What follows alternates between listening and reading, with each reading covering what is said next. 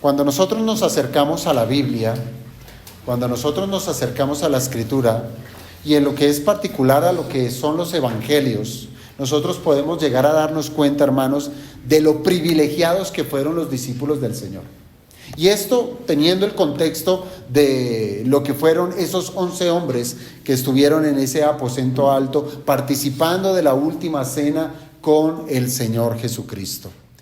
Dios con nosotros, Emmanuel. Ahora, ellos disfrutaron, sí, mucho de la presencia del Señor. Bien privilegiados fueron estos hombres que pudieron vivenciar día tras día lo que significaba que Jesús estuviera con ellos. ¿Usted lo puede imaginar? 3 años caminando con el Señor, 3 años yendo de aquí para allá, siendo transformada el alma, siendo transformado el espíritu para ir a donde el Señor los dirigiera. Claro, y aunque nadie pudiera compararse con Jesús, acompañando a los suyos, hermanos, hemos de pensar desde nuestra experiencia de que como seres humanos que hemos tenido la fortuna de tener familiares, de tener amigos que con el tiempo se estrechan lazos tan fuertes, pero tan fuertes que una gran tristeza nos agobia cuando tenemos que despedirnos de ellos porque el Señor los llamó a su presencia. Eso es lo que experimentamos nosotros en esta tierra, ¿verdad? Cuando sufrimos esa pérdida es cuando empezamos a darnos cuenta que sí habían lazos muy estrechos, muy fuertes, y empezamos a tener ese vacío y el deseo de que esa persona aún estuviera con nosotros. Es un asunto natural de la humanidad. Es natural que nosotros experimentemos un vacío donde la soledad, precisamente causada por la partida de nuestros seres queridos, pareciera que es insuperable. Pero como les digo, hay una gran diferencia, óigase bien, una gran diferencia entre lo que es experimentar la separación de nuestros seres queridos a lo que puede significar ser separado de aquel que nos amó hasta lo sumo. Allí sí hay una gran diferencia. En lo que respecta a nosotros podemos decir que ese dolor no lo experimentamos de la misma manera como sí lo sufrieron los discípulos del Señor. ¿Por qué? Porque ellos tuvieron al Señor allí, en la carne, experimentaron muchas cosas, días largos, incluso jornadas hasta largas horas de la noche, allí estuvieron ellos. Nosotros no. ¿Por qué podemos decir que estos 11 hombres experimentaron un dolor particular que nosotros no? Bueno, porque esos 11 hombres, como les digo, físicamente fueron buscados por Jesús. Físicamente, el Señor fue y los buscó, fue y los llamó, fue y los salvó para que fueran suyos. Y vivió con ellos el Señor y los cuidó. Y los alimentó, los libró de peligros, jamás les falló. Siempre que estuvo con ellos, el Señor cultivó en sus corazones la esperanza que hay en saber que Dios, hecho hombre, moraba con ellos. Y es por eso, hermanos, que desde el mismo comienzo de este evangelio, del evangelio de Juan, tenemos expresiones como, y aquel verbo fue hecho carne y habitó entre nosotros. Juan está diciendo, Dios con nosotros estuvo muy cerca. Es más, el mismo Juan se extiende en su primera carta diciendo, lo que era desde el principio, lo que hemos oído, lo que hemos visto con nuestros ojos, lo que hemos contemplado y lo que palparon nuestras manos tocante al verbo de vida. Fue una experiencia particular, una experiencia que pudiéramos decir nosotros no la tenemos. Ellos sí. Ellos sí la tuvieron. Ciertamente estos hombres cargaron con un gran dolor cada vez que el Señor Jesucristo les anticipaba la noticia de su muerte. Y cargaba más dolor en su corazón cada vez que el Señor les participaba acerca de su partida al cielo. El Señor se nos va. 3 años que estuvimos con Él. Y ahora el que nos cuidó, el que nos sustentó, el que estuvo siempre para ser nuestro ayudador. Seguramente estos 11 hombres estuvieron maquinando en su cabeza esa situación.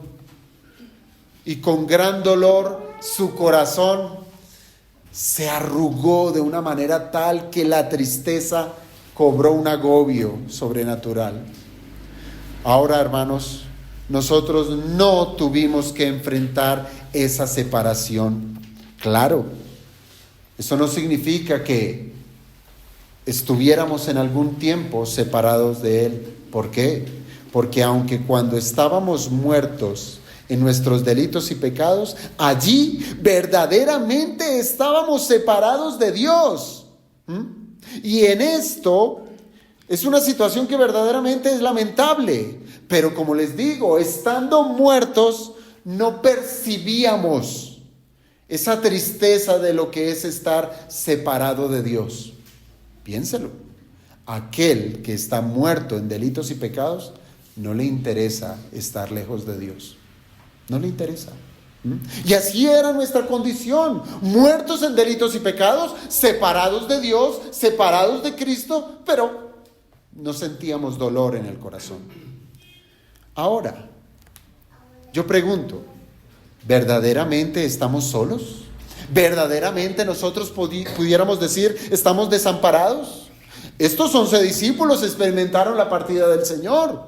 Y ya esto hace más de 2000 años. Y a nuestros días podemos decir, el Señor no ha venido.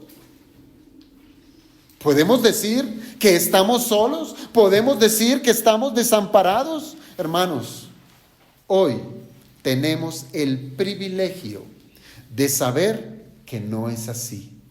No estamos desamparados. Aunque no tengamos la presencia física de nuestro Salvador, y súmele a esto, aunque las lágrimas que muy seguramente esos 11 hombres derramaron al saber de la partida del Señor Jesucristo, hermanos, esas mismas lágrimas se han extendido a lo largo de la historia de la iglesia, sabiendo que el Señor se fue y que no ha regresado.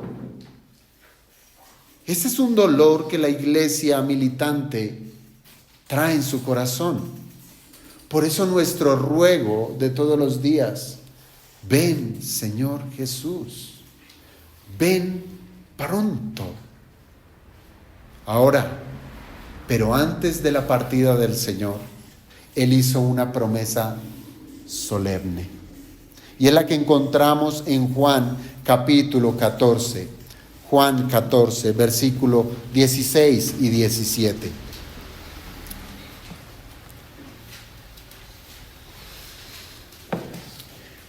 El Señor, antes de partir, con ese corazón desconsolado de sus discípulos, entristecido, el Señor les dice, verso 16, y yo rogaré al Padre y os dará otro consolador para que esté con vosotros para siempre. El Espíritu de verdad, al cual el mundo no puede recibir, porque no le ve ni le conoce, pero vosotros le conocéis, porque mora con vosotros y estará con vosotros. Hermanos, esta es una gran promesa. Y de allí en adelante el Señor va a estar hablando de esta promesa, del Espíritu Santo. Ahora, así es que, si usted tiene en cuenta esta promesa o este par de versos que acabamos de leer, en este texto, en esta promesa, el Señor indica que su partida, en lugar de resultar en un abandono, pues va a traer más consolación a la iglesia. Y son de esas cosas que el mundo no entiende. Es algo así como ocurrió con las bienaventuranzas, que el mundo no comprende. Bienaventurado el pobre en espíritu. ¿Cómo puede ser feliz? ¿Cómo puede ser realmente feliz aquel que es pobre en espíritu? ¿Cómo puede ser feliz el que llora? Ahora, ¿cómo puede resultar en un consuelo la partida del Señor? Es sabiduría que proviene de lo alto. Y lo que tenemos acá es que esa sabiduría nos está indicando que era necesario que el Señor partiera al cielo para que enviara a otro consolador. ¿Quién es ese otro consolador? ¿Qué certeza nosotros tenemos de su presencia? ¿Cómo es que en nuestros días somos consolados por Él? Hermanos, son muchas preguntas que pudiéramos nosotros tener. ¿Y cómo las vamos a resolver? Por medio de la Escritura. De la Escritura.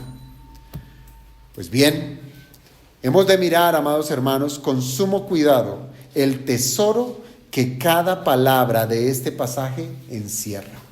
Porque es un verdadero tesoro. Y con tal que ese par de versículos no los vamos a alcanzar a escudriñar el día de hoy. Si acaso, el versículo 16. Y lo primero que quiero tratar en esta mañana es precisamente acerca de este consolador. Pero desde la perspectiva de que el consolador es una bendición que procede del Padre y del Hijo. Es una bendición del Padre y del Hijo. Hermanos, ¿cómo es que comienza ese versículo 16? Comienza diciendo: y yo, ¿quién está hablando? El Señor Jesucristo, ¿cierto? La segunda persona de la Trinidad, Dios hecho carne, Dios entre los hombres, Emmanuel. Y yo rogaré al Padre y os dará otro consolador. ¿Quién es ese otro consolador? Bueno, Juan dejó registro que ese otro consolador es el Espíritu de verdad, conforme a lo que sigue diciendo el verso 17. Es el Espíritu de verdad. Pero por el momento hemos de decir, amados hermanos, que se trata del Espíritu Santo. Y esto ya los siguientes textos no lo van a confirmar. Pero hemos de tener ese punto de partida. Pero antes de hablar del Consolador, este versículo, el 16, nos va a enseñar que este nuevo Consolador viene de la intervención del Hijo delante del Padre. No es como la locura que hoy se ven en iglesias que se llaman cristianas, que dicen tener el poder, un líder, un hombre, de decir: toma el Espíritu, como si él tuviera la autoridad de dar el Espíritu. La autoridad solamente es de Dios. Y esto es lo que encontramos acá: la intervención del Hijo delante del Padre para enviar al Espíritu Santo. Entonces, lo que nosotros tenemos aquí es la manifestación de ¿qué? ¿Usted qué encuentra? ¿Qué persona se encuentra allí en este versículo 16? Usted encuentra a la Trinidad. Allí está la manifestación de la Trinidad, las tres personas. Usted encuentra al Padre, encuentra al Hijo y encuentra al Espíritu Santo, que se relacionan entre sí.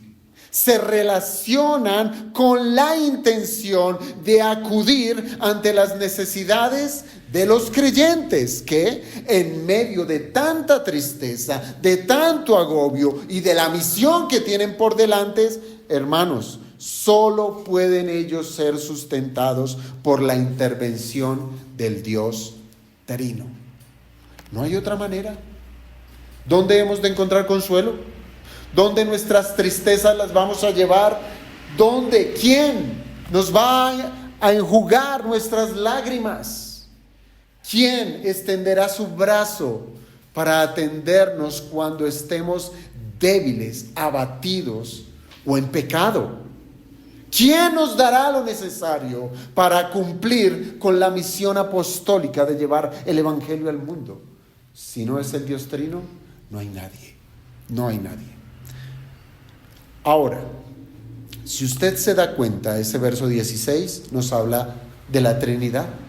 Es decir, tenemos expuesta la doctrina de la Trinidad. Y la doctrina de la Trinidad, entiéndalo muy bien, es un asunto absolutamente necesario, es un asunto absolutamente fundamental para nuestra fe. Pues las tres personas de la Trinidad están involucradas en la redención de los elegidos. Y este versículo, el 16, es contundente para asentarnos en esa verdad. Y lo puedo decir de una manera muy sencilla. Básicamente aquí tenemos al Hijo intercediendo delante del Padre para que envíe al Espíritu Santo para fungir como otro consolador. Eso es lo que tenemos en el verso 16. Por tanto, hablar de un Dios trino no puede ser considerado como un asunto trivial. No puede ser considerado tampoco, mucho menos, como un asunto inconsistente. Por el contrario, versículos como este lo que hacen es resaltar la verdad de un Dios trino. ¿Sí? Tres personas distintas. Ahora, tenemos que ponernos en las sandalias de estos discípulos. ¿Qué entendían los discípulos acerca de ello? ¿Sería que ellos sabían de este otro consolador? Hermanos, para estos discípulos la promesa de otro consolador era un asunto nuevo, o cuando menos estaba limitado a lo que ellos podían saber del Antiguo Testamento. Los judíos antiguo testamentarios, incluyendo esa generación de los tiempos de nuestro Señor Jesucristo, sabían algo acerca del Espíritu. Y hay dos términos que se utilizan en el Antiguo Testamento. Es decir, el judío sabía del Espíritu de Dios, el judío sabía del Espíritu del Señor, pero ellos lo que entendían es como si se tratara del poder de Dios. Cada vez que el Antiguo Testamento hablaba del Espíritu de Dios, del Espíritu del Señor, el judío lo entendía como la intervención de Dios, su poder, que participó en muchas situaciones. Por ejemplo, el judío entendía que en la creación el Espíritu de Dios participó allí. Es decir, el poder de Dios. Ellos entendían que el poder de Dios capacitó a ciertas personas para cumplir tareas específicas. El judío antiguo testamentario, incluyendo a estos hombres contemporáneos del Señor Jesucristo, entendían que era el poder de Dios que había capacitado a los profetas para poder hablar a los hombres en nombre de Dios. ¿Qué era lo que entendían? Que era el poder de Dios. Es decir, hablar del Espíritu de Dios como una persona, oígase bien, como una persona era algo novedoso.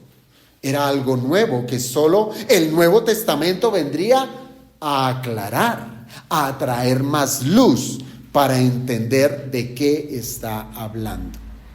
Hasta el momento, entonces, se entendía que el Espíritu de Dios era la manifestación activa del poder y de la presencia de Dios. Ahora, aunque la promesa, hermanos, la promesa del Espíritu de Dios era un asunto que esos 11 hombres y demás judíos debían saber por el Antiguo Testamento, estos hombres judíos parecía que no lo entendían muy bien. ¿Por qué lo digo? Por el caso que ocurrió cuando el Señor fue entrevistado con Nicodemo, ¿sí? Claro, el Antiguo Testamento hablaba del Espíritu de Dios, perfectamente, lo hablaba y lo habla. Nosotros tenemos registro. Pero el judío parece que estaba velado a un entendimiento de quién era el Espíritu de Dios. Recuerde usted cuando el mismo Señor se lo recordó a Nicodemo, es decir, le dijo, de esto usted ya debía saber. Le dijo a Nicodemo que bajo la advertencia de que él debía saberlo, pues él era maestro de Israel, él debía comprender la existencia del Espíritu de Dios. El Señor, ¿qué le dijo a Nicodemo? Él le dijo en el capítulo 3 de Juan, el que no naciere del agua y del Espíritu, no puede entrar en el reino de Dios. Lo que es nacido de la carne, carne es, y lo que es nacido del Espíritu, Espíritu es. Es decir, sí hay mención del Antiguo Testamento acerca de la tercera persona de la Trinidad, pero Nicodemo no lo entendía, no tenía comprensión de eso. Y estas palabras que dijo el Señor a Nicodemo hacían eco a la promesa del Antiguo Testamento de que Dios daría de su Espíritu. Y me refiero específicamente a Ezequiel capítulo 36, que sí me gustaría que lo buscaran en sus Biblias y lo tuvieran muy presente. Ezequiel 36, 25 al 27.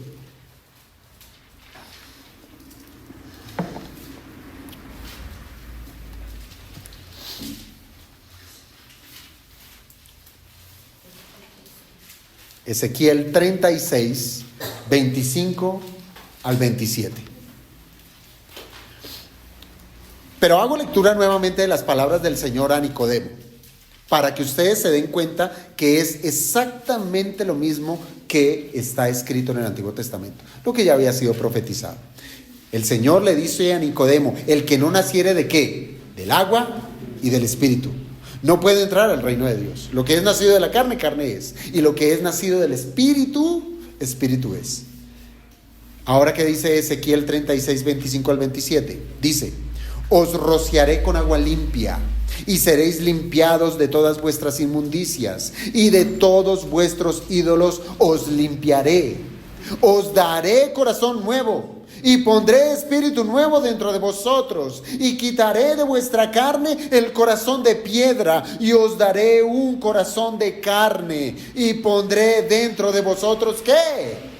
Mi espíritu, y haré que andéis en mis estatutos y guardéis mis preceptos y los pongáis por obra. Así es que, amado hermano, si usted vuelve al Evangelio de Juan, al capítulo 14, todo esto va a cobrar sentido cuando usted lee en el capítulo, allí en el versículo 15 del capítulo 14. Si me amáis, guardad mis mandamientos. Y ahora el 16 dice: y yo rogaré al Padre, y os dará otro consolador para que esté con vosotros para siempre. ¿Cómo pueden cumplir los mandamientos estos hombres? Por el poder del Espíritu. Por el poder del Espíritu. ¿Que quién lo da? Dios. Solo Dios lo puede dar.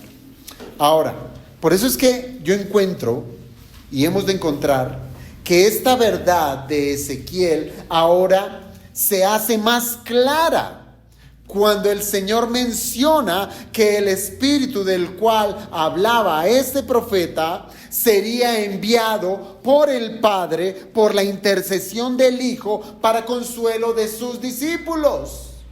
Y pondré mi espíritu dentro de vosotros, y haré que andéis en mis estatutos. Así es que, hermanos, el versículo 16 de Juan 14 es lo suficientemente contundente en mostrarnos que hay un Espíritu de Dios. No lo podemos negar. Hay un Espíritu de Dios, el Espíritu de verdad, que aquí se llama el Consolador, y es presentado, oígase bien, como una persona. ¿Por qué sabemos que es presentado como una persona? Hermanos, porque aquí lo que encontramos en el versículo 16 es una relación que distingue a las tres personas. Hay una relación. Piense, Jesús, el Hijo de Dios, habla con alguien distinto a él mismo. ¿Con quién habla? Bueno, él dice que hablará, porque lo pone en futuro. Dice: rogaré al Padre. Entonces él hablará con el Padre, se relacionará con una persona distinta a él. ¿Y esto qué indica? Que son dos personas, ¿cierto? Dos personas. Ahora, visto de otra manera, desde el receptor. El Padre es el receptor de la oración del Hijo, es quien escucha al Hijo y le responderá al Hijo. ¿Por qué sabemos que le responderá? Porque ahí mismo dice: y os dará otro consolador. El Señor está diciendo que el Padre le responderá a su petición. ¿Cuál? La de dar otro consolador. Ahora, el asunto de esa relación tiene que ver con la solicitud de enviar a otro consolador. Se trata de alguien que es como Jesús, otro consolador, otro como la segunda persona de la Trinidad, que se asemeja al Hijo. Por tanto, denota que se trata de una persona que se parece a otra en el acto de ¿qué? De consolar. Otro consolador, otro como yo, otro que va a hacer lo que yo he estado haciendo. Eso es lo que está diciendo el Señor Jesucristo. Por tanto, aquí lo que tenemos son tres personas distintas. Hermanos, piense esto: una fuerza no consuela. Y se lo escuché a un predicador, pero le quiero añadir un poco. Y no lo haga, no lo haga. 2 cables pelados en sus puntas, métalo a una toma. ¿Qué tiene allí? Poder, energía, ¿verdad? Coja las 2 puntas, hipotéticamente, no lo haga. ¿Será consolado usted? No, eso tiene otra palabra, será electrocutado. ¿Sí? No será consolado. Una fuerza no consuela, no consuela. Si el Espíritu Santo no fuera una persona, no podría actuar como un consolador. Ya que consolar, ¿qué requiere? Requiere la capacidad de escucharle a usted, entenderle a usted, saber su necesidad y responder precisamente ante esas necesidades emocionales, esas necesidades espirituales que todos los creyentes tenemos. Una fuerza no tiene esa capacidad. Algo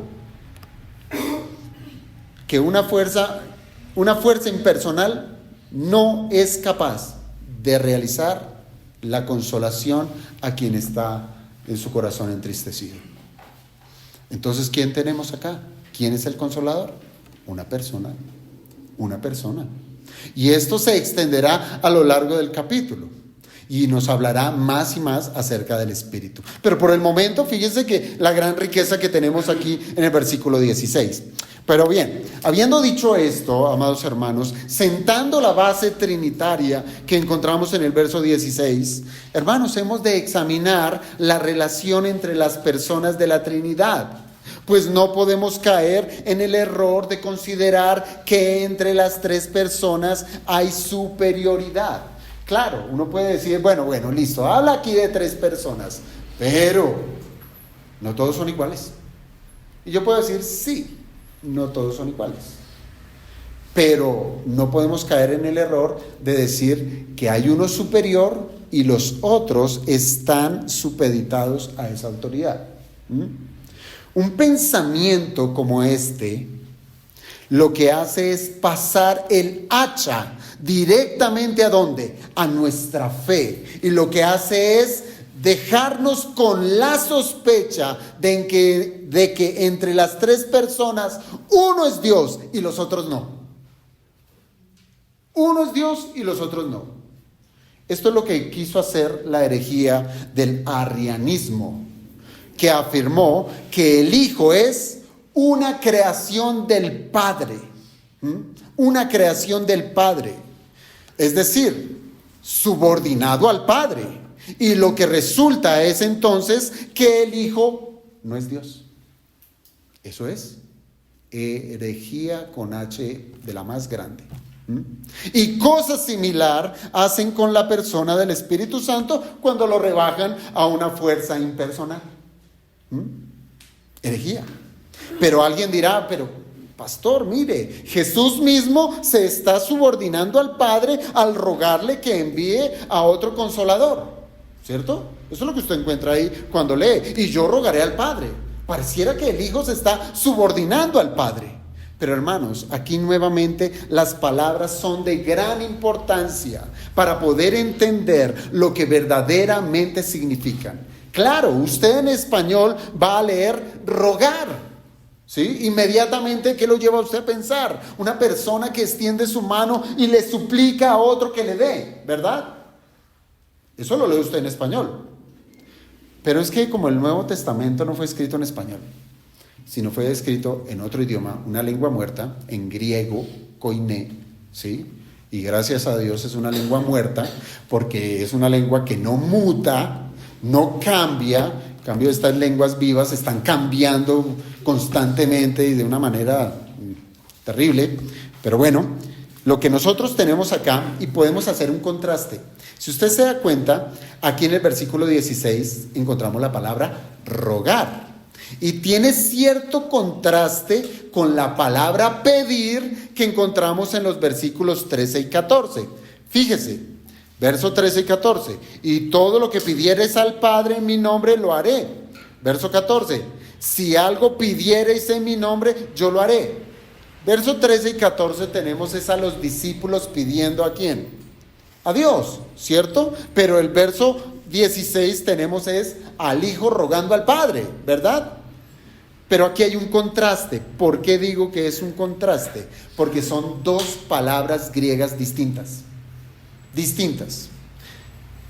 Que lo que quiere decir es que mientras que los hombres piden a Dios, Jesús, la segunda persona de la Trinidad, ruega a Dios. Mientras que los hombres piden desde su inferioridad con respecto a Dios, el Señor Jesucristo ruega, óigase bien, como aquel que es igual a Dios e intercede por nosotros desde su oficio de mediador.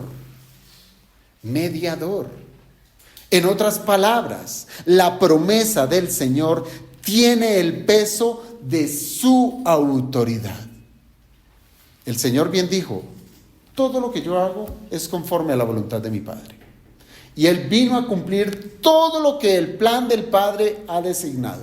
Y dentro del plan del Padre está enviar otro consolador. Y este era el tiempo de anunciar que el Hijo pediría al Padre que enviara a otro consolador, para que siguiera su curso fiel a la voluntad de Dios, el curso de la obra redentora de Dios para con nosotros. Autoridad. Hermanos, el Señor nos dice que rogará al Padre. Y esto nos debe captar toda la atención. ¿Por qué? Pues aquí estaremos reconociendo la bondadosa intercesión que Jesús tiene para con los suyos. Era necesario que el Señor se fuera. Era necesario que el Señor fuera entronizado a la diestra del Padre, porque Él allí funge como sumo sacerdote. Él funge como rey. Él funge como profeta. ¿Qué hace Jesús? Bueno, lo que nos dice acá es rogar al Padre. Pero hemos de entenderlo, amados hermanos, como aquel que en su misión redentora está entre Dios y los hombres, ahí en la mitad, mediando, haciendo todo lo que se necesita. ¿Para qué? Para la salvación de ese pueblo que el Padre le dio para que lo redimiera. Y allí está el Señor Jesucristo mediando para nuestro bien. Así es que ese ruego que encontramos en el verso 16 se trata de la perfecta comunión que hay entre el Padre y el Hijo, donde hay un acuerdo perfecto. ¿Para qué? Para enviar el don del Espíritu Santo a los creyentes. Entonces, amados hermanos, si nosotros volvemos a lo que estos 11 hombres estaban experimentando, ellos estaban apesadumbrados por la partida de Jesús, pero ahora estas palabras tendrían que animarles al saber que el Señor iba a seguirles cuidando. Se va, ¿para qué? Para interceder. Se va para mediar, para que ellos tengan lo necesario.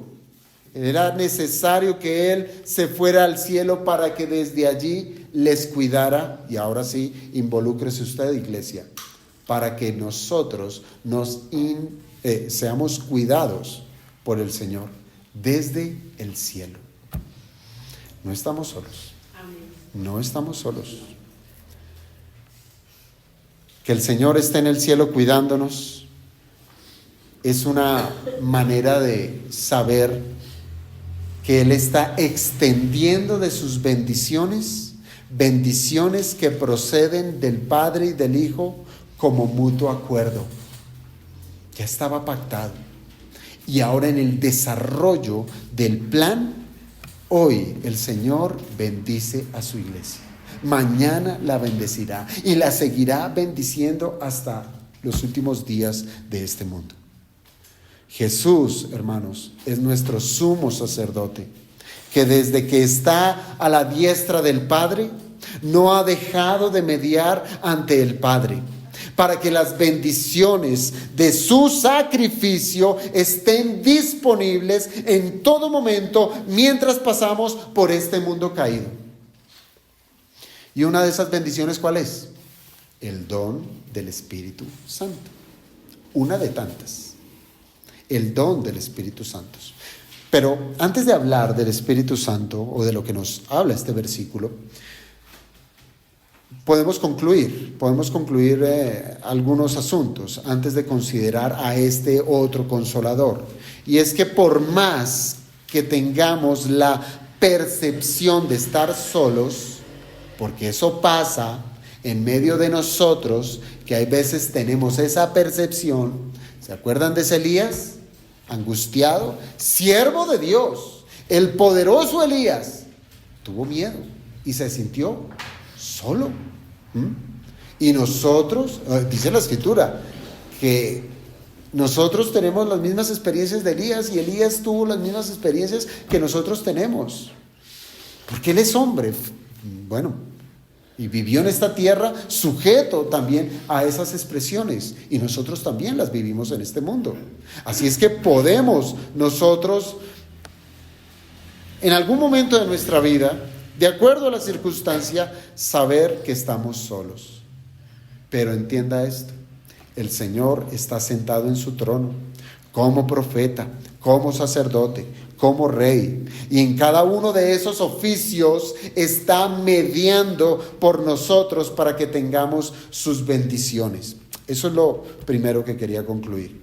Y en segundo lugar, hemos de entender, hermanos, que todo lo que el Hijo le pida al Padre, ¿qué ocurre? Lo dará. El Padre le responderá. Todo le será concedido. Hermanos, esto nos debe llenar el alma de tener la gran certeza que cada una de las promesas que hizo nuestro Señor Jesucristo serán cumplidas. Él jamás nunca hizo una promesa en vano. Todo será cumplido perfectamente. Es más, nosotros vemos que el Nuevo Testamento nos presenta que Cristo es el cumplimiento perfecto de todo lo dicho en el Antiguo Testamento. Entonces, ¿cómo vamos a pensar que lo que ha prometido el Señor no se cumplirá? No, se cumplirá perfectamente. Y esto nos debe llevar también a pensar en lo que respecta a nuestras oraciones. La oración, hemos de saber que si el Señor, siendo perfecto y sin necesidad de nada, oró al Padre, ¿cuánto más nosotros debiéramos hacerlo, que verdaderamente necesitamos de su asistencia? Si el Hijo oró, no porque tenía necesidad, sino por intercesión nuestra, ¿cuánto más debiéramos nosotros orar, que estamos en gran necesidad? Pero si somos conscientes, hermanos, de la intercesión de nuestro Señor, nuestras oraciones van a estar fundadas en una fe fuerte. Y para esto hemos de conocer que en medio de la Trinidad hay una relación que jamás se va a contradecir y que jamás se opondrá a su propia voluntad. Jamás usted va a encontrar eso. Y en esa Trinidad tenemos a uno que media a favor nuestro, Jesucristo. No sé si a usted le gustaría, quizás, piénselo, quiero ilustrar de esta manera. Le gustaría que en su trabajo su nombre estuviera en medio de esa reunión, de esa junta de socios en la compañía en la cual usted trabaja. Usted quisiera que su nombre fuera pronunciado para que lo promovieran en algún cargo. Y que usted tuviera la plena seguridad que dentro de esos directivos hay uno que quiere beneficiarlo y promoverlo dentro de la compañía. Y ahí está mediando para que usted sea favorecido.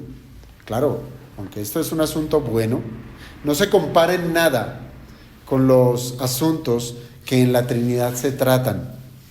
Hay para nosotros los cristianos un mediador en ese orden secreto de la Trinidad, en donde Él está pronunciando nuestro nombre para ser bendecidos. Ahora, dicho esto, sí quiero que dediquemos el tiempo que nos queda para hablar de la bendición de este otro consolador, Por los versículos que siguen, del verso 16, nosotros sabemos que el Espíritu que se promete se trata del Espíritu Santo, ¿cierto? Allí el verso 17 lo dice, el Espíritu de verdad, al cual el mundo no puede recibir, etcétera, etcétera. Entonces sabemos que se trata del Espíritu de verdad, pero aquel que todavía duda dirá, pero es el Espíritu de verdad, no es el Espíritu Santo. Pero si usted salta al versículo 26 de este mismo capítulo 14, va a tener de manera explícita de que el Consolador es el Espíritu Santo. ¿Qué dice el verso 26? Pero el Consolador, el Espíritu Santo, a quien el Padre enviará en mi nombre, Él os enseñará todas las cosas y os recordará todo lo que yo os he dicho. Entonces, ¿qué es lo que tenemos aquí? Tenemos que no hay duda alguna que se trata del Espíritu Santo, pero que de manera puntual el verso 16 lo llama, lo nombra como el Consolador, o más bien, otro Consolador. Y es allí importante que nosotros entendamos acerca de esa palabra consolador. Lo cantábamos esta mañana. ¿Qué es eso de consolador? Hermanos, aquí esa palabra consolador es un sustantivo, que en este caso se le da de nombre a una persona. Es un sustantivo que significa literalmente, óigame bien, uno que es llamado al lado de otro. ¿Sí? Eso es consolador. Uno que es llamado al lado de otro.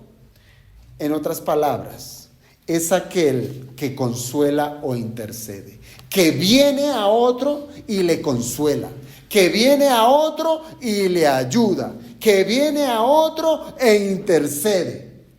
Ahora, la palabra griega para consolador es la palabra parakletos.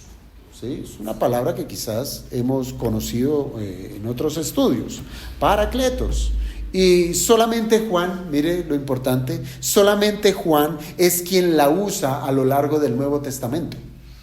Es decir, en el Nuevo Testamento vamos a encontrar 5 veces esta palabra, parakletos. 5 veces. Y esas 5 veces solamente Juan es quien la usa a lo largo del Nuevo Testamento. Más exactamente,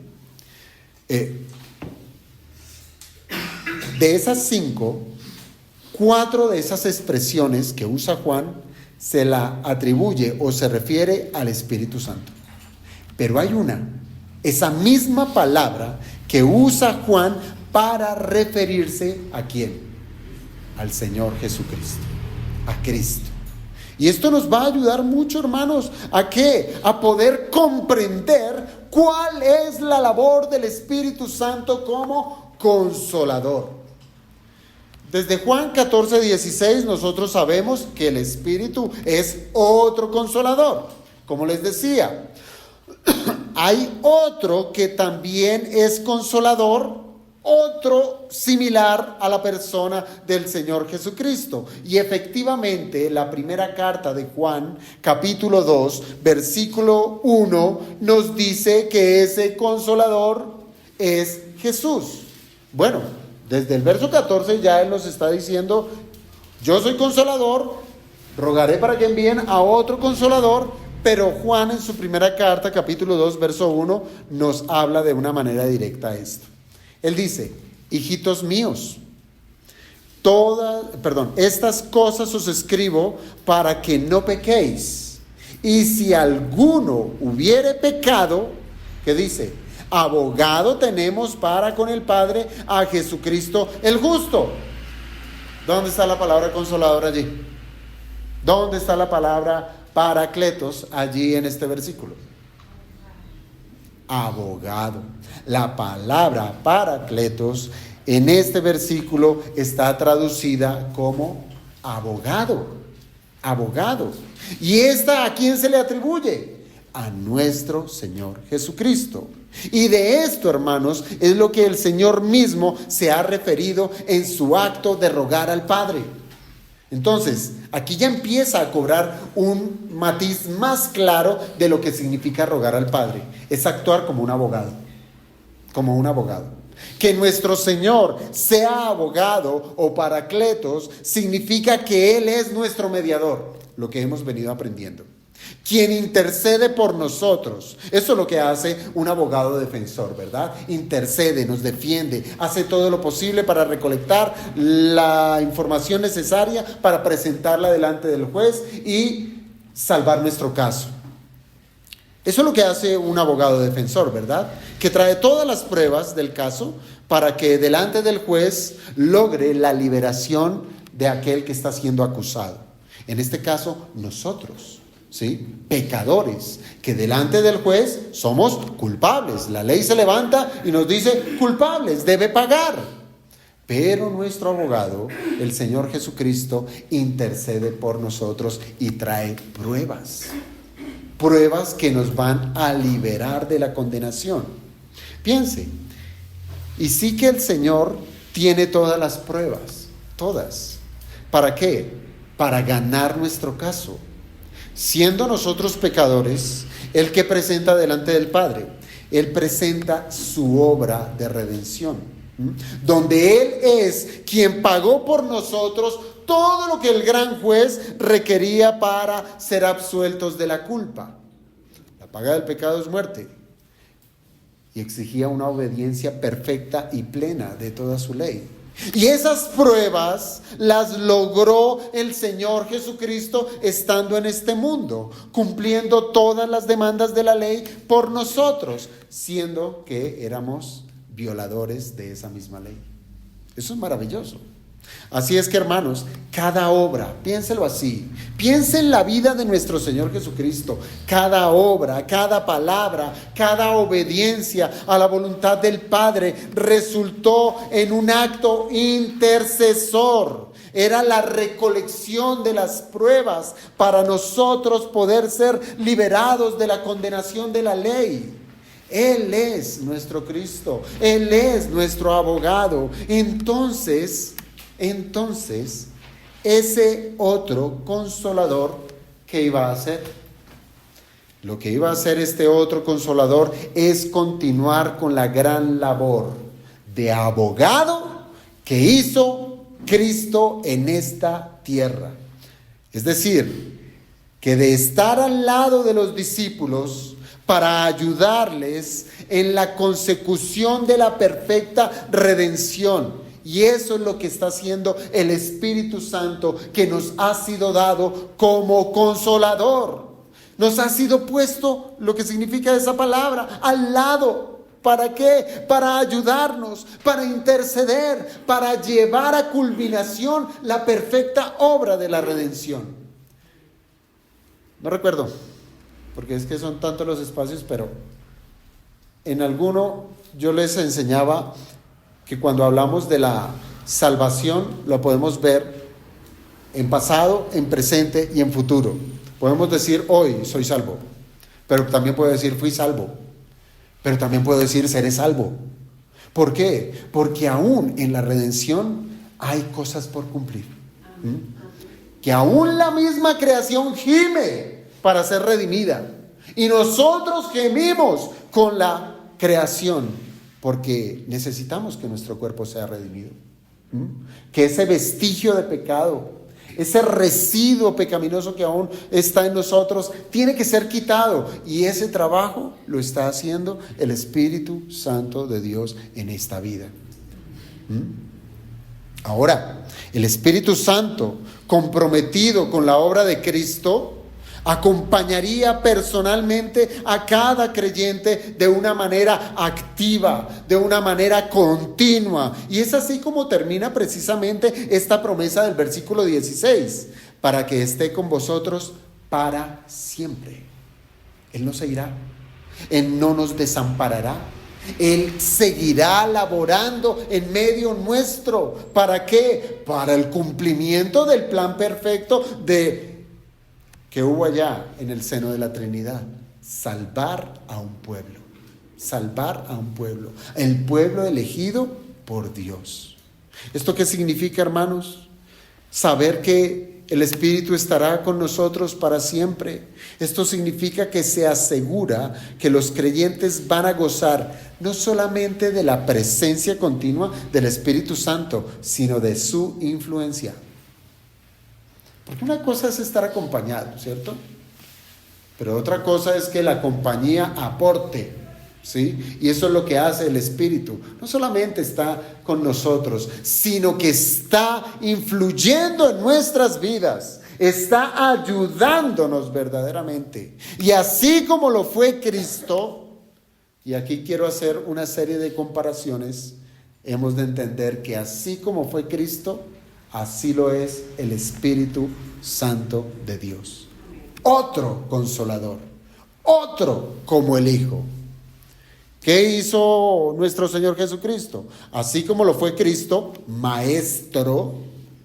Cristo fue maestro para sus discípulos en cada momento, en toda situación. Les enseñaba con su palabra, con sus actos.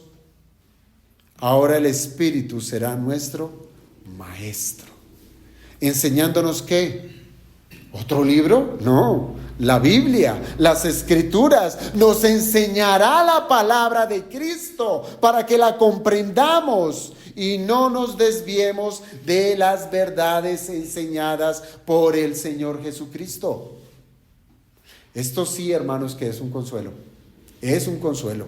Saber que aún en medio de nuestra dificultad para entender la Biblia, necesitamos al Espíritu de Dios para que nos traiga claridad de ellas. Es un consuelo. Antes, como les decía en un principio, nosotros muertos en nuestros delitos y pecados, pudiéramos tener cierto entendimiento intelectual de las Escrituras, pero las cosas que son del Espíritu no las pudiéramos entender. No las pudiéramos entender. Si el Espíritu no es nuestro ayudador, no las podemos entender. Por eso es un consuelo para nosotros los creyentes, saber que podemos comprender la Biblia. Por eso necesitamos la dependencia del Espíritu cada vez que vamos a las Escrituras. Ahora piense esto, también será un consuelo para nosotros saber que en medio de nuestra debilidad, de nuestra necesidad, el Espíritu estará allí instruyendo a la iglesia, capacitándola en la verdad, que no es otra cosa que el conocimiento de Cristo, que es la verdad misma. Yo soy la verdad, dijo el Señor. ¿Y qué hace el Espíritu? Guiarnos a la verdad. Siempre su función es llevarnos a Cristo. Una vez a un predicador le escuchaba que la función del Espíritu es como ese gran reflector que hay en medio de un teatro, ¿sí? Allá en el teatro, en la plataforma, está la persona que está hablando, ¿sí? Y ese gran reflector apunta a Cristo. ¿Para qué? Para que todos los que están allí en el auditorio pongan su mirada ¿en quién? En Cristo. Quitan la luz y cada quien queda perdido inmediatamente. Pero la luz apunta a quien debemos mirar. Ese es el acto que hace el Espíritu Santo. Nos guía a Cristo y nadie más que Cristo. Por eso es que el Espíritu glorifica a Cristo. Ahora bien, así como el Señor predicó la verdad ante un mundo hostil y jamás su semblante menguó, también el Espíritu Santo nos ha de consolar cuando en medio de nuestra misión evangelizadora podemos ver cómo Él es quien convence a este mundo de pecado, de justicia y de juicio. Hermanos, la misión de estos 11 era ser los apóstoles de Cristo. Después, ¿sumado quién? ¿A quién eligieron y que echaron suertes para... ¿a quién? A Matías. ¿Y después quién? Pablo.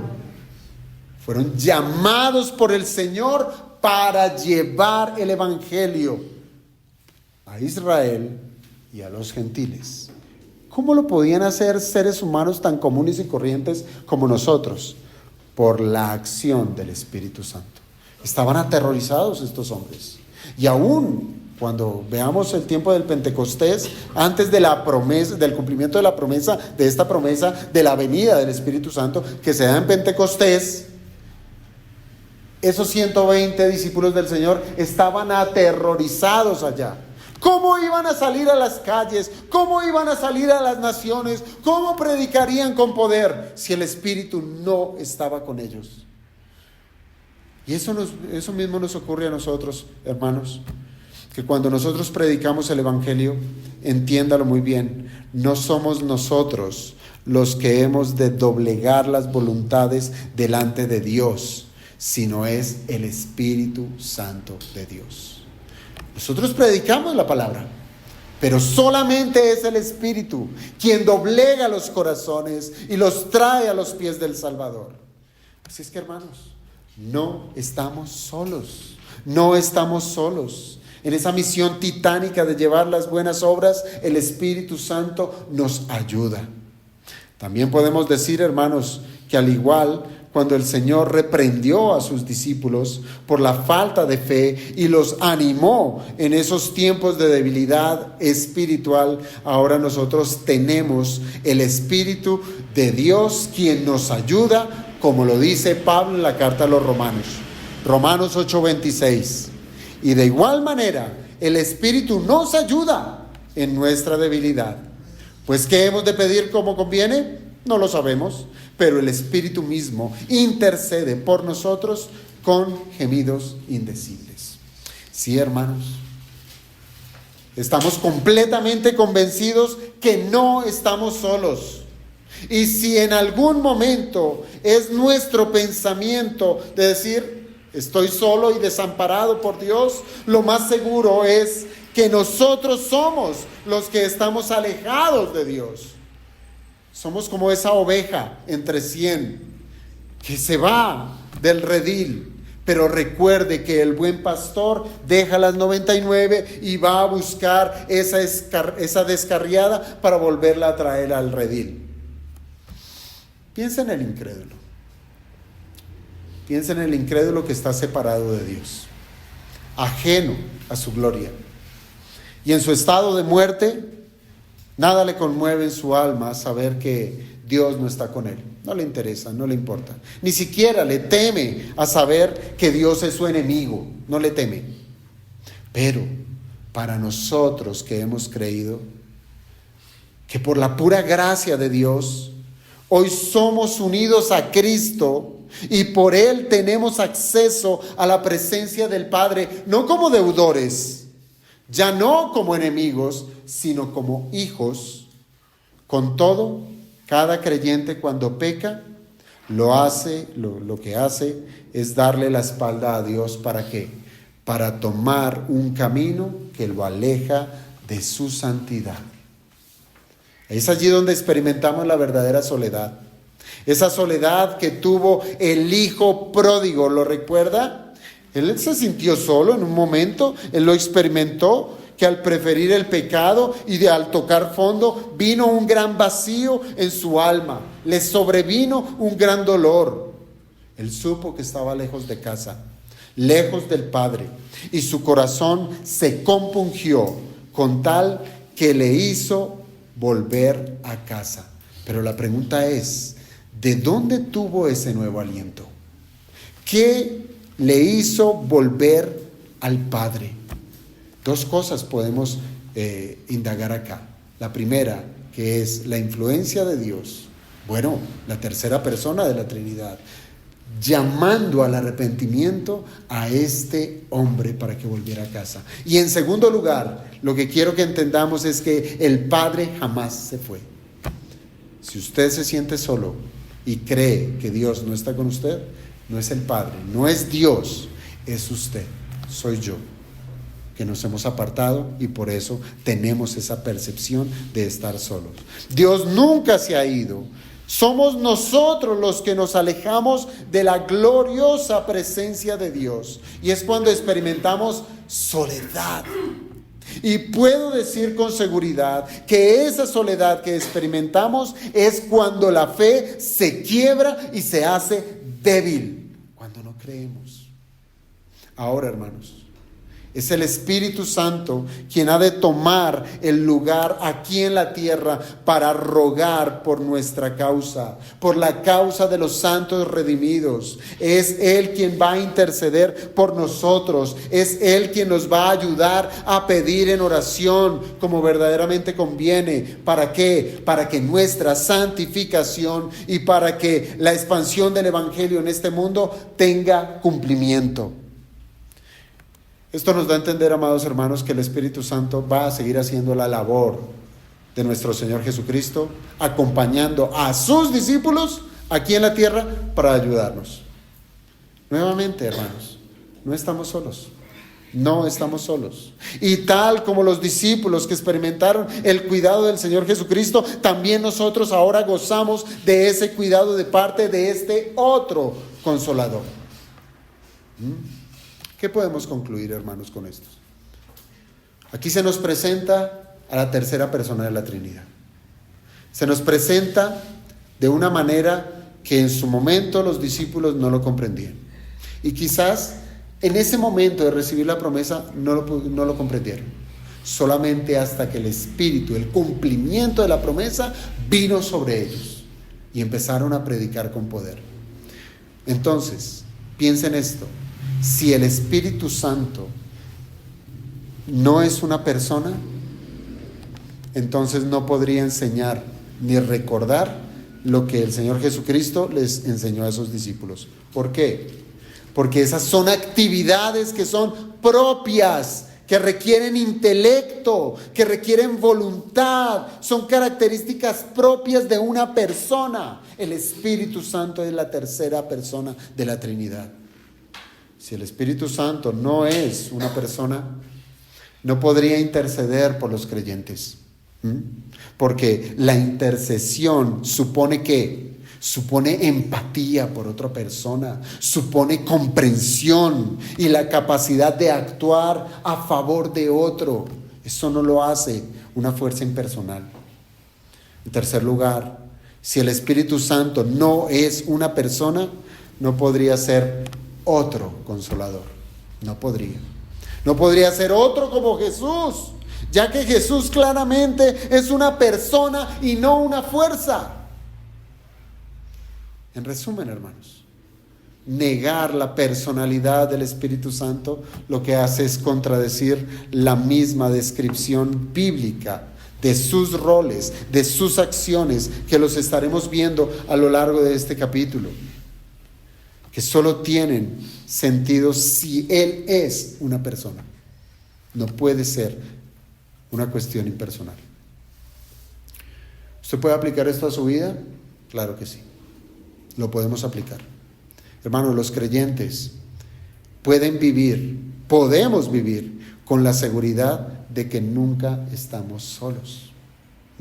El Espíritu Santo como Consolador siempre está presente en nuestras vidas en todo momento, brindándonos la guía, la fortaleza, el consuelo, todo lo que verdaderamente nosotros necesitamos. En momentos de prueba, en momentos de soledad, hemos de recordar que Dios habita en nosotros por medio de su Espíritu para darnos paz, para darnos esperanza, para recordarnos las promesas del Señor.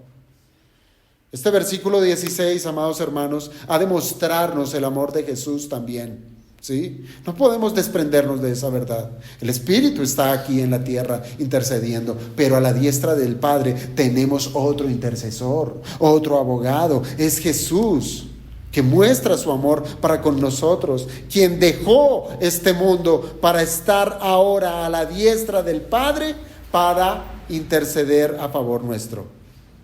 Bien dice la carta a los Hebreos: por lo cual puede también salvar perpetuamente a los que por Él se acercan a Dios, viviendo siempre para interceder por ellos, siempre. Así es que, hermanos, vivamos con gratitud, vivamos reconociendo que la provisión divina está a la mano, sabiendo que Dios ha previsto todo lo necesario para nuestra vida espiritual. Que este pasaje, hermanos, de verdad, que este pasaje nos ayude a depender del Espíritu Santo, a depender de Él como esa guía, como esa ayuda en todas las áreas de nuestra vida.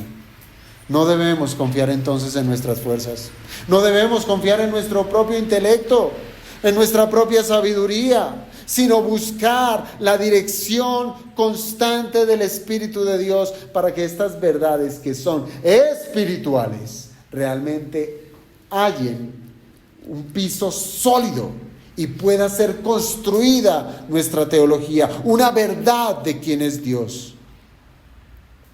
El Consolador no solo consuela, si usted se da cuenta, sino que va a capacitarnos a todos nosotros para cumplir nuestra misión en esta tierra. Así es que no busquemos de una manera emocional que el Espíritu Santo es quien nos va a poner la palmadita en la espalda y decir, ya no llores más, estoy contigo. No, el Espíritu Santo viene con poder a darnos las capacidades, su fruto, que habla Gálatas, para que funcionemos conforme a la voluntad de Dios en este mundo caído y aún en medio de nuestra condición que todavía hay residuo de pecado. Así es que sepamos nosotros acercarnos a la persona del Espíritu Santo y adorarle, porque Él es Dios.